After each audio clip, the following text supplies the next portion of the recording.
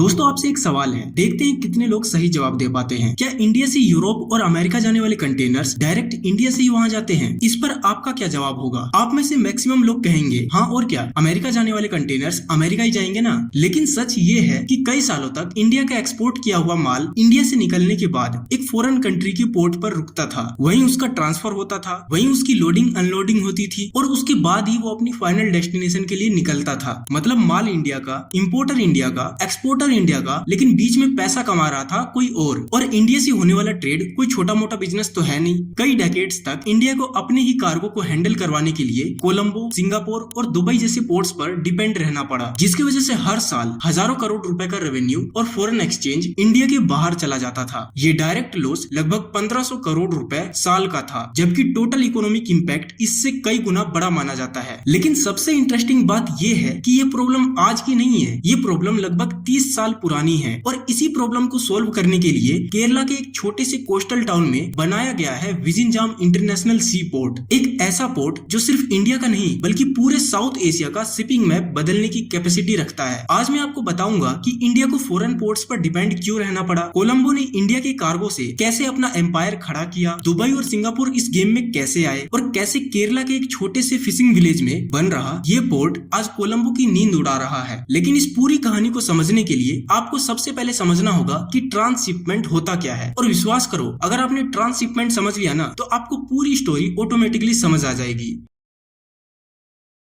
देखने में shipping industry बहुत सिंपल लगता है। फैक्ट्री में माल बना, कंटेनर में पैक हुआ, शिप में लोड हुआ और अपने फाइनल डेस्टिनेशन पर पहुंच गया। लेकिन रियलिटी इससे थोड़ी अलग है, जो कि बहुत कम लोग जानते हैं। आज दुनिया में कुछ कंटेनर शिप इतनी बड़ी हो चुकी हैं कि वो एक साथ 20,000 से लेकर 24,000 से भी ज्यादा कंटेनर्स कैरी कर सकते हैं। इन्हें अल्ट्रा लार्ज कंटेनर वेसल्स या ULCVs कहा जाता है। ये दुनिया की सबसे बड़ी कार्गो शिप्स होती हैं। अब प्रॉब्लम ये है कि इतनी बड़ी शिप्स हर पोर्ट पर नहीं जा सकती। उन्हें डीप वाटर चाहिए होता है, स्पेशल इंफ्रास्ट्रक्चर चाहिए होता है, मैसिव क्रेन्स चाहिए होती हैं और सबसे इंपॉर्टेंट उन्हें अपने निर्धारित रूट से ज्यादा दूर नहीं जाना होता। इसीलिए ये शिप्स सिर्फ कुछ ही सिलेक्टेड पोर्ट्स पर ही रुकती हैं। इन पोर्ट्स को हब पोर्ट्स कहा जाता है। अब मान लो मुंबई से एक कंटेनर को जर्मनी जाना है, तो वो कंटेनर पहले एक छोटी फीडर शिप में लोड होगा, फिर फीडर शिप उस कंटेनर को कोलंबो या सिंगापुर जैसे किसी हब पोर्ट तक लेकर जाएगी। वहाँ कंटेनर को उतारा जाएगा, फिर उसे एक बड़ी मेनलाइन वेसल में ट्रांसफर किया जाएगा और फिर वो शिप यूरोप के लिए रवाना होगी। इसी प्रोसेस को ट्रांसशिपमेंट कहा जाता है। मतलब एक पोर्ट पर कंटेनर को एक शिप से दूसरी शिप में ट्रांसफर करना। सुनने में ये नॉर्मल लग सकता है, लेकिन यही वो जगह थी जहां इंडिया पिछले कई सालों से हार रहा था, क्योंकि सालों तक इंडिया के पास अपना कोई मेजर ट्रांसशिपमेंट हब ही नहीं था और इसी वजह से इंडिया का कार्गो फॉरेन पोर्ट्स के थ्रू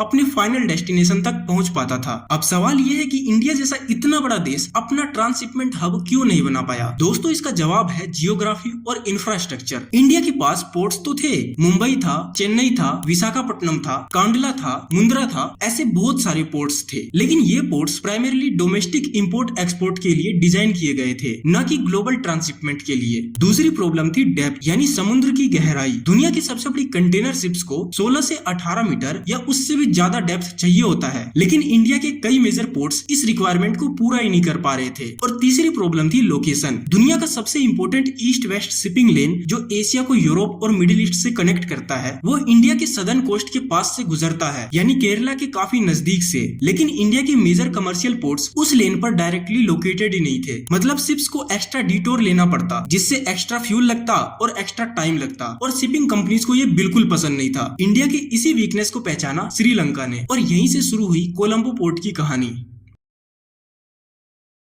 आज जब लोग श्रीलंका के बारे में सोचते हैं तो अक्सर इकोनॉमिक क्राइसिस या टूरिज्म का याद आता है, लेकिन शिपिंग इंडस्ट्री में कोलंबो का नाम अलग ही रेस्पेक्ट के साथ लिया जाता है, क्योंकि कोलंबो ने वो अपॉर्चुनिटी देख ली थी जो इंडिया मिस कर रहा था। आप सबसे पहले श्रीलंका की लोकेशन देखो, वो almost east west shipping lane के बिल्कुल पास बैठा हुआ है। एशिया से यूरोप जाने वाली शिप्स उसके पास से नेचुरली पास करती है, मतलब शिपिंग कंपनीज को एक्स्ट्रा डिटोर नहीं लेना पड़ता। 1980s और 1990s में जब दुनिया कंटेनराइजेशन की तरफ बढ़ रही थी, तब श्रीलंका श्रीलंका ने अग्रेसिवली कोलंबो को डेवलप करना स्टार्ट कर दिया। नए टर्मिनल्स बनाए, प्राइवेट इन्वेस्टमेंट्स लाए, इंफ्रास्ट्रक्चर इंप्रूव किए और धीरे धीरे कोलंबो साउथ एशिया का सबसे बड़ा ट्रांसशिपमेंट हब बन गया। लेकिन कोलंबो की सक्सेस की सबसे बड़ी वजह कोई और नहीं बल्कि इंडिया खुद था। इंडिया का कार्गो, इंडिया के कंटेनर्स, इंडिया के एक्सपोर्टर्स और इंडिया के इंपोर्टर्स सब कोलंबो के थ्रू जाने लगे। एक समय ऐसा आ गया था जब कोलंबो के ट्रांसशिपमेंट बिजनेस का लगभग 40 से 45% हिस्सा सिर्फ इंडियन कार्गो से आता था। सोचो, एक छोटा सा आइलैंड नेशन और उसके पोर्ट का आधा बिजनेस लगभग इंडिया के कार्गो पर डिपेंड था। आज भी कोलंबो दुनिया के टॉप कंटेनर पोर्ट्स में काउंट होता है। 2024 में उसने लगभग 7.8 मिलियन TEUs हैंडल किए थे और उसमें से 6.3 मिलियन, ध्यान से सुनो, 6.3 मिलियन, इतना तो सिर्फ ट्रांसशिपमेंट कार्गो था। मतलब कोलंबो का पूरा बिजनेस मॉडल ही ट्रांसशिपमेंट पर खड़ा है और उस ट्रांसशिपमेंट का एक बड़ा सोर्स इंडिया भी है। लेकिन कोलंबो अकेला प्लेयर नहीं था। इस गेम में दुबई भी था, सिंगापुर भी था और मलेशिया का पोर्ट कलंग भी था। इंडिया का कार्गो अलग अलग रूट्स के हिसाब से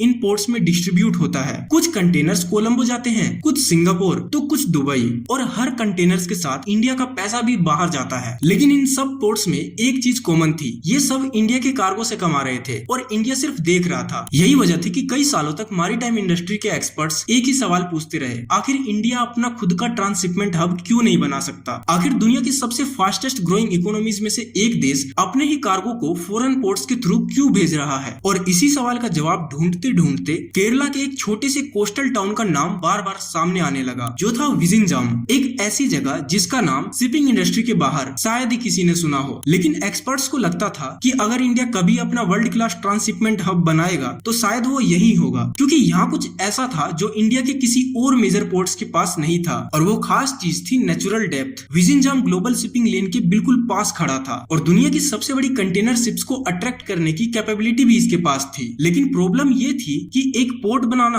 और एक वर्ल्ड क्लास ट्रांसशिपमेंट हब बनाना दोनों अलग अलग चीजें होती हैं, और विजिंजाम का सफर बिल्कुल भी आसान नहीं था। ये प्रोजेक्ट 1-2 साल नहीं, लगभग 30 साल तक फाइल्स और अप्रूवल्स में अटका रहा। गवर्नमेंट्स बदली, उनके प्लान्स बदले, इन्वेस्टर्स आए और चले गए। प्रोजेक्ट कई बार ऑलमोस्ट कैंसिल होने की कगार पर पहुंच गया। लेकिन फिर एंट्री हुई अडानी ग्रुप की और यहीं से शुरू हुआ इंडिया का सबसे एम्बिशियस मैरीटाइम प्रोजेक्ट में से एक, विजिंजाम इंटरनेशनल सी पोर्ट की कहानी।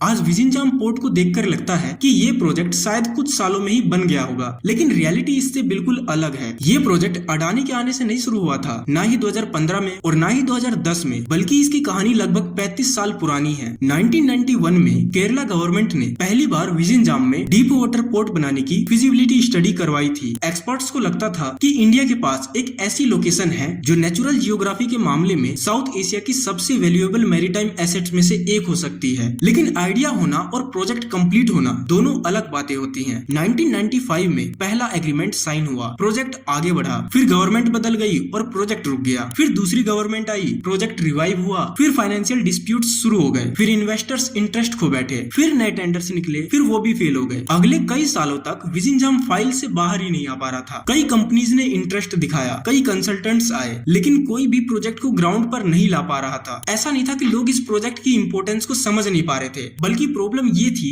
कि प्रोजेक्ट बहुत बड़ा था, इन्वेस्टमेंट हजारों करोड़ों का था, कंस्ट्रक्शन सी के अंदर होना था, रिटर्न्स लॉन्ग टर्म में आने थे और रिस्क भी बहुत ज्यादा था। इसी वजह से लगभग 20 साल तक विजिंजाम सिर्फ एक आइडिया बन के रह गया। फिर आया साल 2015 और यहीं से विजिंजाम की कहानी बदलने लगी।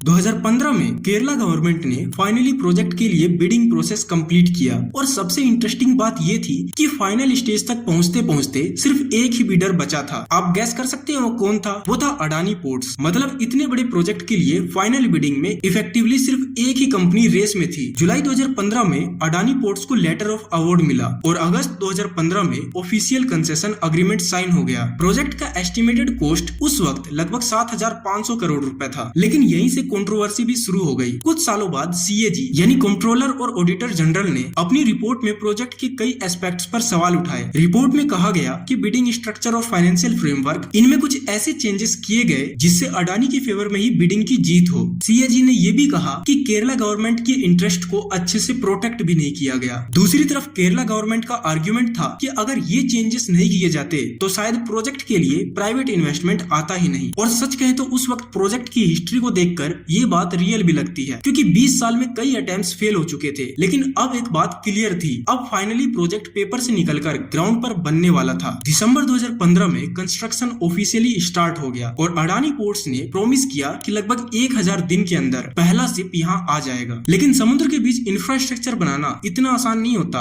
असली चैलेंज तो अब शुरू हुआ था।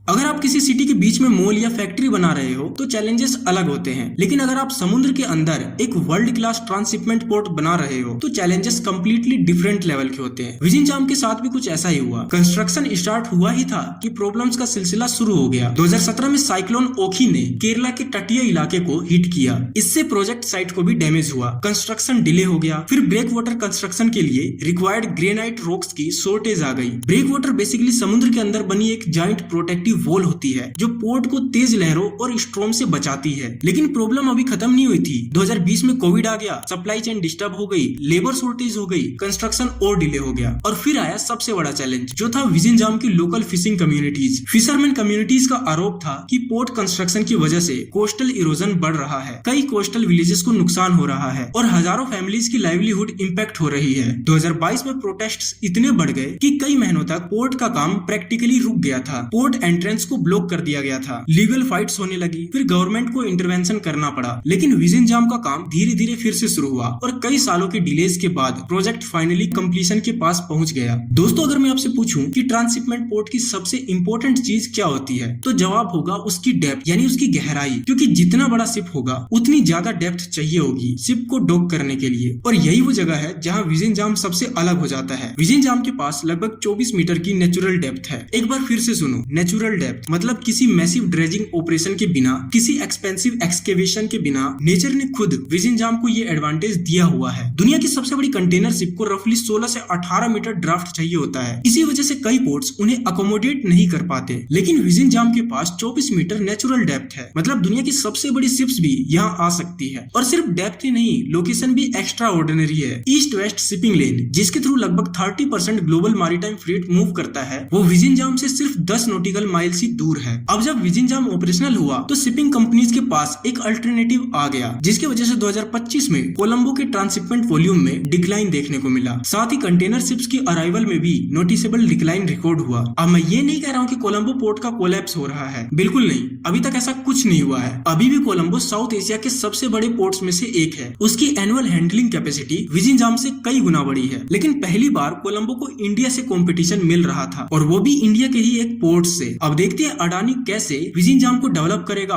और उससे कैसे बिजनेस बनाएगा। अब तक हमने पोर्ट की इंजीनियरिंग देखी, लोकेशन देखी, स्ट्रेटेजिक इंपोर्टेंस देखी, लेकिन एक सवाल अभी भी बचा हुआ है, अडानी इस प्रोजेक्ट से पैसे कैसे कमाएगा? क्योंकि आखिरकार ये एक बिजनेस भी है और इसका बिजनेस मॉडल काफी इंटरेस्टिंग है। सबसे पहला रेवेन्यू सोर्स है कंटेनर हैंडलिंग। जब भी कोई कंटेनर से पोर्ट पर आती है, उसके कंटेनर्स को लोड और अनलोड करने के लिए फी चार्ज की जाती है। दूसरा रेवेन्यू सोर्स है स्टोरेज चार्जेस। अगर कंटेनर्स पोर्ट पर ज्यादा समय तक पड़े रहते हैं तो एडिशनल फीस लगती है। तीसरा सोर्स है वेसल ड्यूज, मतलब अगर शिप पोर्ट पर आई, पोर्ट का इंफ्रास्ट्रक्चर यूज किया, पायलट सर्विस यूज की, टोवेज सर्विस यूज की, तो उसके चार्जेस भी लगते हैं। और ऐसे कई तरीके हैं जिससे विजिंजाम पोर्ट पैसे कमाएगा। ये लिस्ट दी हुई है, आप इसमें पढ़ सकते हो। लेकिन असली गेम यही खत्म नहीं होता। फ्यूचर फेजेस में विजिंजाम सिर्फ कंटेनर पोर्ट नहीं रहने वाला। यहाँ बंकरिंग फैसिलिटीज आ सकती है, टैंकर टर्मिनल्स आ सकते हैं, क्रूज ऑपरेशंस आ सकते हैं, लॉजिस्टिक्स पार्ट्स डेवलप हो सकते हैं। और इसी वजह से पोर्ट्स को अक्सर इंडस्ट्रियल इकोसिस्टम कहा जाता है, क्योंकि रेवेन्यू सिर्फ शिप से नहीं आता, रेवेन्यू पूरे इकोसिस्टम से आता है। लेकिन जितनी अपॉर्चुनिटीज है उतनी ही रिस्क भी हैं। और विजिंजाम का सबसे बड़ा रिस्क ऐसा है जिसके बारे में बहुत कम लोग बात करते हैं।